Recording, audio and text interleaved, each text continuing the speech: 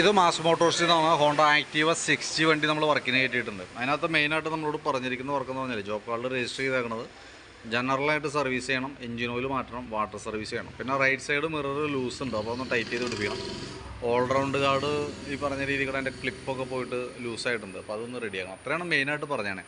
പക്ഷേ നമ്മൾ വണ്ടി ഓടിച്ചു നോക്കുന്ന സമയത്ത് വണ്ടിക്ക് അത്യാവശ്യം കംപ്ലയിൻസുകളുണ്ട്. ക്ലച്ചിൻ്റെ സൈഡിൽ നിന്നല്ല നല്ല രീതിയിൽ സൗണ്ട് വ്യത്യാസമുണ്ട്. ആക്സിലേറ്റർ കേബിൾ ടൈറ്റായിട്ട് വണ്ടി ആക്സിലേറ്റർ കൊടുത്താൽ റിലീസാവാൻ ബുദ്ധിമുട്ടുണ്ട്. പിന്നെ ഓൾറൗണ്ട് ഗാർഡിൻ്റെ ക്ലിപ്പൊക്കെ പോയിട്ട് കിടന്ന് പിടപ്പ് കാണിക്കുന്നുണ്ട്, സ്പീഡോമീറ്റർ വർക്ക് ചെയ്യണില്ല. അങ്ങനെ കുറച്ച് കംപ്ലയിൻസുകളാണ് പ്രത്യക്ഷത്തിൽ നമുക്ക് വണ്ടി ഓടിക്കുമ്പോൾ തന്നെ കിട്ടുന്നത്. പിന്നെ വണ്ടി തള്ളിയിട്ടൊന്നും നീങ്ങണില്ല, ബ്രേക്ക് കേബിളൊക്കെ കംപ്ലൈൻ്റ് ആയിട്ട് തള്ളിക്കഴിഞ്ഞാൽ നീങ്ങാനായിട്ട് ബുദ്ധിമുട്ട്. നിർത്തിയിട്ട് ഇപ്പോൾ നമ്മളൊന്ന് വണ്ടി തിരിക്കണം, യൂ ടേണൊക്കെ എടുക്കണമെന്നുണ്ടെങ്കിൽ വണ്ടി സ്റ്റക്കായ പോലെ നിൽക്കണേ, തള്ളുമ്പോഴൊക്കെ ബുദ്ധിമുട്ടായിട്ട് കാണിക്കണേ. അപ്പോൾ നമ്മൾ അത്രയാണ് നമുക്ക് ഓടിച്ചു നോക്കിയപ്പോൾ കിട്ടിയ കംപ്ലയിൻറ്റ്.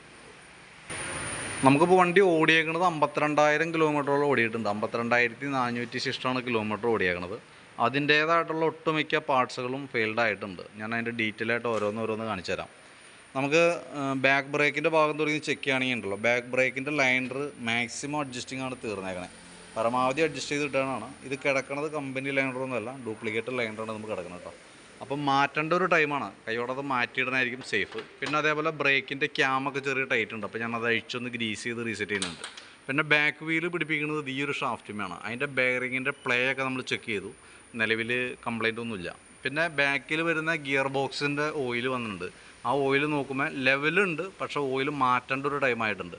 നമുക്ക് എൻജിൻ ഓയിലും ഗിയർ ഓയിലും വേറെയാണ് വണ്ടിക്ക് വരെ. നമുക്ക് സ്കൂട്ടർ മോഡലിൽ വേറെയാണ് വന്നത് കേട്ടോ. അപ്പോൾ എൻജിൻ ഓയിൽ മാറ്റിയാൽ മാത്രം പോരാ, ഗിയർ ഓയിലും ഇടയ്ക്ക് ചെക്ക് ചെയ്യണം. പക്ഷേ ഗിയർ ഓയിൽ നമുക്കൊരു 10,000-ലൊക്കെ നോക്കിയിട്ട് മാറ്റിയാൽ മതി. ഇപ്പോൾ ഏകദേശം മാറ്റേണ്ട ഒരു ടൈമാണ്. പിന്നെ നമ്മളതിൻ്റെ എയർ ഫിൽറ്റർ ചെക്ക് ചെയ്യുന്ന സമയത്ത് എയർ ഫിൽറ്റർ പൊടിയൊക്കെ കയറിയിട്ട് ഫുള്ള് ബ്ലോക്കാണ്, അതായത് 90% അടഞ്ഞിരിക്കുകയാണ്.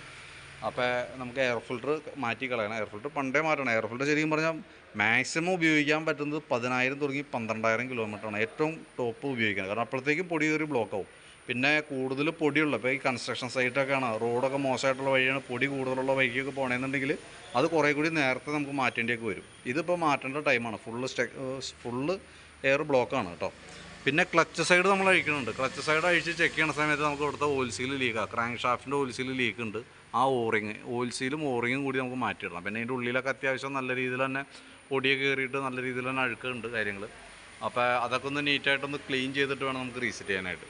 പിന്നെ ബെൽറ്റിൻ്റെ കണ്ടീഷൻ നോക്കി, ബെൽറ്റ് നമുക്ക് കിടക്കുന്നത് കമ്പനി ബെൽറ്റാണ്. പക്ഷേ അതിൻ്റെ സെൻറ്റർ ഭാഗമൊക്കെ നോക്കിയേ എല്ലാ ഭാഗത്തേക്കടെയും പൊട്ടൽ വീണിരിക്കുകയാണ്.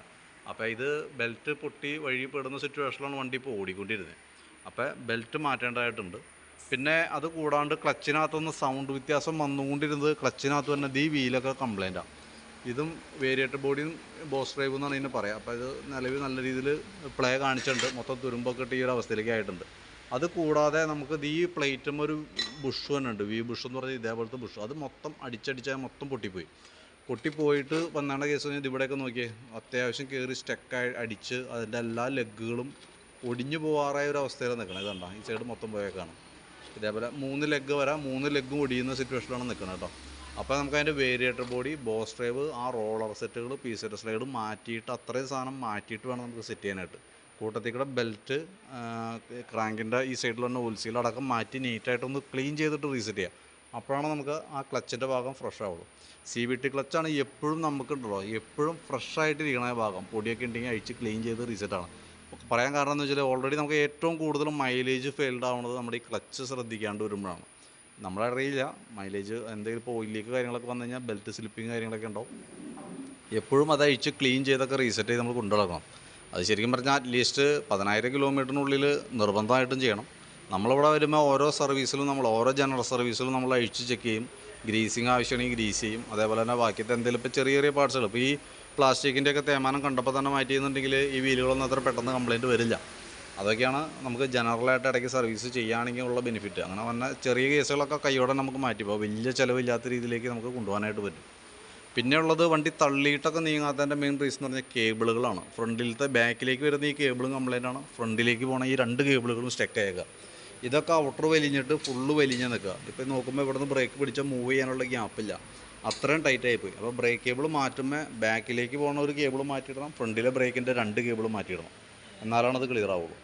പിന്നെയുള്ളത് ഈ സൈഡിലേക്ക് വരുമ്പോൾ എഞ്ചിൻ ഹെഡിൻ്റെ അവിടെ ഓയിൽ ലീക്ക് ഉണ്ട്, ലീക്കേജ് കാണിച്ചിട്ടുണ്ട്. അപ്പോൾ അതിൻ്റെ ഉള്ളിലൊരു cover gasket, rubber type gasket വരാം. അതഴിച്ച് കൈയോടെ നമുക്കത് മാറ്റിയിടാം. അതല്ലെങ്കിൽ ഇതിൻ്റെ ഉള്ളിലായതുകൊണ്ട് നമുക്ക് പുറമേ നിന്ന് കാണാനായിട്ട് പറ്റില്ല എത്രത്തോളം ലീക്ക് വരുന്നുണ്ടെന്ന്. ഇവിടുന്ന് ഓയിൽ ലീക്ക് വന്നാൽ നേരെ ചാടുന്നത് സൈലൻസറിലേക്ക്. അപ്പോൾ കുറേ ഓടിക്കഴിഞ്ഞാകുമ്പോഴത്തേക്ക് ഓയിൽ ലീക്ക് കാര്യമായിട്ട് വന്നു കഴിഞ്ഞാൽ ഓയിൽ കരിയണ സ്മെല്ല് കാര്യങ്ങളൊക്കെ ആയിട്ട് വരും. അത് ആ രീതിയിൽ. പിന്നെയെന്ന് പറഞ്ഞാൽ എഞ്ചിനിൽ ആകൂടി നമുക്ക് വരുന്നത് 600 മില്ലി ഓയിലാണ്. അപ്പോൾ ഒരു തുള്ളി ഓയിൽ നഷ്ടപ്പെട്ടാൽ പോലും നമ്മുടെ വണ്ടിയുടെ ഹെൽത്തിനെ അത് ബാധിക്കും. അപ്പോൾ അതുകൊണ്ട് അങ്ങനത്തെ കംപ്ലയിൻറ്റ്സ് കാണുമ്പോൾ തന്നെ കൈയോടെ നമുക്ക് മാറ്റി കളയണതാണ് ബെറ്റർ. പിന്നെയുള്ളത് ആക്സിലേറ്റർ കേബിളാണ്. ആക്സിലേറ്റർ ഇപ്പോൾ തിരിച്ച് വെച്ച് കഴിഞ്ഞാൽ അങ്ങനെ സ്റ്റക്കായിട്ട് നിൽക്കുന്നുണ്ട്. അങ്ങനെ തിരിച്ച് വെച്ചാൽ അങ്ങനെ സ്റ്റക്കായിട്ട് നിൽക്കും. അത് കേബിളിൻ്റെയാണ് മാറ്റും. ആക്സിലേറ്ററിൻ്റെ കേബിൾ 2 കേബിളുകളും നമുക്ക് മാറ്റിയിട്ട് വേണം റീസെറ്റ് ചെയ്യാനായിട്ട്. പറഞ്ഞ പോലെ പിന്നെ ഫ്രണ്ടിലേക്ക് വരുമ്പോൾ ബ്രേക്കിൻ്റെ കേസ് പറഞ്ഞു. ബ്രേക്കിൻ്റെ 2 കേബിൾ മാറ്റാനുണ്ട്. അത് കൂടാണ്ട് നമ്മൾ ഫ്രണ്ട് വീൽ അഴിച്ചിട്ട് ബ്രേക്ക് ക്യാമൊക്കെ അഴിച്ച് ഗ്രീസ് ചെയ്യും. ലൈൻഡറിൻ്റെ കണ്ടീഷൻ നോക്കും, ക്ലീൻ ചെയ്ത് റീസെറ്റ് ആകും. പിന്നെ സ്പീഡോമീറ്റർ വർക്ക് ചെയ്യില്ല. മീറ്റർ വർക്ക് ചെയ്യാത്തതിൻ്റെ റീസൺ എന്ന് വെച്ചാൽ കേബിൾ പോയേക്കണം. അപ്പോൾ കേബിൾ മാറ്റിയതിന് ശേഷം ക്രൗണും പിനിയനും കൂടി എൻ്റെ ഉള്ളിൽ പ്ലാസ്റ്റിക്കിൻ്റെ ഗിയർ സെറ്റ് ഉണ്ട് വീലിൻ്റെ ഉള്ളിൽ. ഏകദേശം ഒരു 56-70 ആ റേഞ്ചാണ് എന്താ തന്നെ. അതുകൂടി മാറ്റിയിട്ട് വേണം മീറ്റർ കേബിൾ ഇടാനായിട്ട്. ഇതെന്താ പ്രോബ്ലം എന്ന് വെച്ചാൽ മീറ്റർ കേബിളൊക്കെ എപ്പോഴും വർക്കിംഗ് ആയിരിക്കണം. വണ്ടിയുടെ മെയിൻ്റനൻസ് എല്ലാം കിലോമീറ്ററിൻ്റെ അടിസ്ഥാനത്തിലാണ് വരിക. അപ്പോൾ അതുകൊണ്ട് തന്നെ സ്പീഡോമീറ്ററൊക്കെ എപ്പോഴും വർക്കിംഗ് ആക്കി വയ്ക്കണം. ഇതിപ്പോൾ നിലവിൽ ഒരുപാട് നാളായിട്ടുണ്ട് വർക്ക് ചെയ്യാതെ അയക്കണമെന്നുണ്ടെങ്കിൽ ഇപ്പോൾ സംഭവിക്കാൻ പോകുന്നത് വെച്ചാൽ ഇപ്പോൾ മിക്കവാറും നമ്മൾ പഴിച്ചു ഞാൻ ചെക്ക് ചെയ്തിട്ടാണ് എന്തെങ്കിലും മീറ്റർ കേബിൾ കണക്ട് ചെയ്യുള്ളൂ. മീറ്റർ ടൈറ്റ് വന്നു പോകും. അങ്ങനെ വന്നു കഴിഞ്ഞാൽ കേബിൾ ഇട്ടാൽ നിൽക്കില്ല കേട്ടോ. അപ്പോൾ എന്തായാലും നമ്മളത് ടൈറ്റ് ഉണ്ടോ എന്നുള്ളത് ചെക്ക് ചെയ്തതിന് ശേഷമാണ് കേബിൾ പിടിപ്പിക്കുകയുള്ളൂ. ടൈറ്റ് ഉണ്ടെങ്കിൽ നമുക്ക് കേബിൾ പിടിപ്പിച്ചിട്ട് കാര്യമില്ല. മീറ്റർ അസംബ്ലി ഫുള്ളായിട്ട് മാറ്റേണ്ടതായിട്ട് വരും. അത് തൽക്കാലം നമുക്കിപ്പോൾ അങ്ങനെയാണെന്നുണ്ടെങ്കിൽ സ്കിപ്പ് ചെയ്ത് വിടാം. പിന്നീട് നോക്കി ഓർഡർ ചെയ്ത്. കാരണം അതല്ലെങ്കിൽ എല്ലാം കൂടി വരുമ്പോൾ നല്ലൊരു എമൗണ്ടിലേക്ക് വരും. പിന്നെ ഈ മിറർ ഈ സൈഡൊക്കെ ലൂസ് ഉണ്ട്. അതൊക്കെ നമുക്ക് ടൈറ്റ് ചെയ്ത് പിടിപ്പിക്കാം. പിന്നെ ഫ്രണ്ടിലേക്ക് വരുമ്പോൾ ഈ ഫ്രണ്ട് കവർ ഇവിടെ ഇടിച്ചിട്ട് ഇവിടെയൊക്കെ ബെൻഡായിട്ടുണ്ട്. ഇതിവിടെ സെൻറ്റർ കവർ ഇവിടെ പൊട്ടിയൊക്കെ ഇരിക്കുന്നുണ്ട് കേട്ടോ. അത് ജസ്റ്റ് ഞാൻ വന്നപ്പോൾ തന്നെ അതിൻ്റെ ഡീറ്റെയിൽസ് കണ്ടായിരുന്നു, പറഞ്ഞതാണ്. പിന്നെ ഫ്രണ്ടിലേക്ക് വരുമ്പോൾ ഈ ഗ്രില്ലിൻ്റെ സ്ക്രൂവും അതിൻ്റെ ക്ലിപ്പുകളൊക്കെയാണ് പോയേക്കണം. അപ്പോൾ അത് നമുക്ക് സെപ്പറേറ്റ് ഒന്ന് കൊടുത്തിട്ട് സ്ക്രൂകളൊക്കെ മാറ്റി വാഷ് ഇട്ടതിന് ശേഷം പുതിയ സ്ക്രൂ ഇട്ട് പിടിപ്പിക്കാം. അപ്പോൾ അത് റെഡി ആയിക്കോളും. ബാറ്ററി വണ്ടി വന്നപ്പോൾ ഉള്ള ബാറ്ററിയാണ് അത് ഇരിക്കണ ബാറ്ററി കേട്ടോ. ഞാൻ അതിൻ്റെ വോൾട്ടൊക്കെ നോക്കി 12.80 റേഞ്ചൊക്കെ കാണിക്കുന്നുണ്ട്. സ്റ്റേബിളല്ല, കയറി ഇറങ്ങി നിൽക്കുന്നുണ്ട്. നമ്മൾ താക്കോൽ ഓൺ ആക്കുമ്പോൾ തന്നെ ബാറ്ററി ഡൗൺ ആയി പോകുന്നുണ്ട്. അപ്പോൾ ജസ്റ്റ് ഞാൻ താക്കോൽ ഓൺ ആയിക്കുള്ളൂ, പെട്ടെന്ന് ഡൗൺ ആകുന്നുണ്ട്.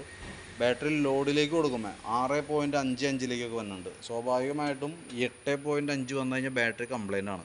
ആ സ്ഥാനത്താണ് ഇപ്പോൾ നമ്മൾ ലോഡ് കൊടുക്കുമ്പോൾ 6.56 റേഞ്ചിലേക്കൊക്കെ വന്നത്. അപ്പോൾ ഇപ്പം നിലവിൽ കംപ്ലൈൻറ്റ് നിങ്ങൾക്ക് ഇല്ലെങ്കിൽ പോലും ഓൾറെഡി ബാറ്ററി കംപ്ലൈൻ്റ് ആണ്. സെൽഫിൻ്റെ കംപ്ലൈൻറ്റ് എപ്പോൾ വേണമെങ്കിലും കാണിക്കും. സെൽഫ് എടുക്കാനായിരിക്കും ഫസ്റ്റ് ബുദ്ധിമുട്ട് കാണിക്കുക. ഹോണ് ഇൻഡിക്കേറ്ററൊക്കെ പ്രോപ്പറായിട്ട് വർക്കാവും. കാരണം അതിനൊക്കെ ജസ്റ്റ് വോൾട്ട് കിട്ടിയാൽ മതി.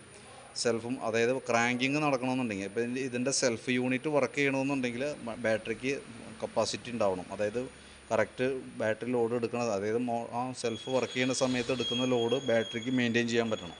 അതില്ലാത്തടത്തോളം കംപ്ലയിൻറ്റ് കാണിക്കും. ഇപ്പം നിലവിൽ വരുമ്പോൾ സെൽഫ് എടുക്കുന്നുണ്ട്. ഞാനിപ്പോൾ ഒന്ന് സ്റ്റാർട്ട് ചെയ്തിട്ടാണ് സെൽഫ് അടിച്ചാണ് കയറ്റിയത്. പക്ഷേ ഈ കംപ്ലയിൻറ്റ് ഇങ്ങനെ ഉള്ളതുകൊണ്ട് എപ്പോൾ വേണമെങ്കിലും ആ കംപ്ലയിൻറ്റ് വരും കേട്ടോ. അത് ശ്രദ്ധിച്ചോളാം. അപ്പോൾ ഇതൊക്കെയാണ് നമ്മളുടെ വണ്ടിയുടെ ഏകദേശം ഒരു കണ്ടീഷൻ. ഞാനപ്പോൾ അത്യാവശ്യം മെയിൻ്റനൻസുകളുണ്ട്.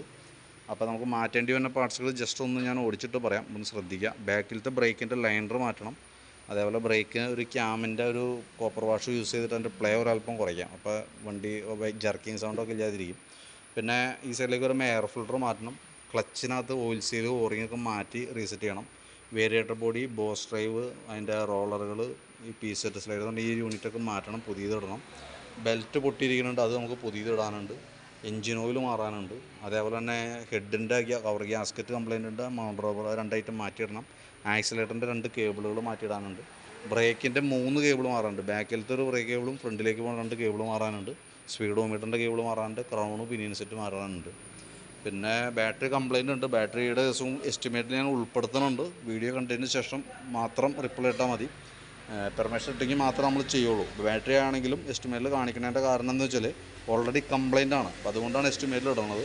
പിന്നെ 100% നിങ്ങളുടെ റിപ്ലൈ കിട്ടിയിട്ടാണ് നമ്മൾ എന്തെങ്കിലും ചെയ്യുള്ളൂ കേട്ടോ. നമ്മളിപ്പോൾ ഉള്ള കംപ്ലയിൻസുകൾ നിങ്ങൾ ശ്രദ്ധയിൽപ്പെടുത്തുന്നു. അതിന് നമുക്ക് ഏകദേശം വരുന്ന ചിലവുകളടക്കമാണ് എസ്റ്റിമേറ്റിൽ ഉൾപ്പെടുത്തുന്നത്. ലേബർ ചാർജ് എല്ലാം കാണിക്കുന്നുണ്ട്. ചെറിയ വേരിയേഷൻസ് അങ്ങോട്ടും ഇങ്ങോട്ടൊക്കെ വന്നേക്കാം, എന്നാലും കാര്യമായിട്ട് വരില്ല. എന്നാലും നമുക്കൊരു ധാരണ വേണം ഏകദേശം എത്രയും ക്ലോസ് ചെയ്യാൻ പറ്റുമെന്നുള്ളത്. അതിന് വേണ്ടിയിട്ടാണ് അത് എസ്റ്റിമേറ്റ് പ്രിപ്പയർ ചെയ്യുന്നത് കേട്ടോ. അതിൻ്റെ ഡീറ്റെയിൽസ് വാട്സപ്പിലേക്ക് ഇടാം. വീഡിയോ കണ്ടതിന് ശേഷം നോക്കിയിട്ടൊന്ന് റിപ്ലൈ ഇടാം. പിന്നെ ഇത്രയും വർക്ക് ഉള്ളത് കൊണ്ട് തന്നെ നമുക്ക് വണ്ടി ലേറ്റാവും. അതായത് ഇപ്പോൾ ഇന്ന് കംപ്ലീറ്റ് ചെയ്യാനായിട്ട് പറ്റില്ല, നാളത്തേക്കാണ് വണ്ടി ക്ലോസ് ചെയ്യാനായിട്ട് പറ്റുള്ളൂ കേട്ടോ. അപ്പോൾ അതും കൂടി കണ്ടിട്ട് അറിഞ്ഞിട്ട് വേണം നമുക്ക് അതിനൊരു റിപ്ലൈ തരാനായിട്ട്. ഓക്കെ.